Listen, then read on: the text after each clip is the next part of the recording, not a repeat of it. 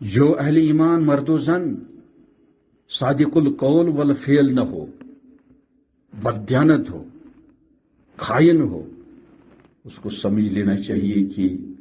وہ سیدنا محمد عربی صلی اللہ علیہ وسلم سے بہت بعید اور دور پڑا ہوا ہے یا پڑی ہوئی ہے، اس کے لیے شفاعت نہیں ہے۔ پیارے نبی الصادق الامین تھے، ہمیں بھی الصادق الامین بننا ہے،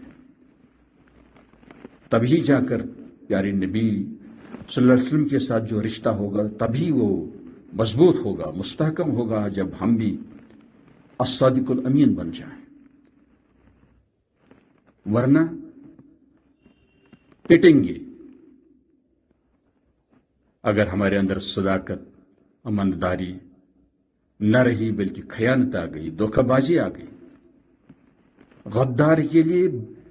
بہت ہی شرمندہ کرنے والی سزا ہے۔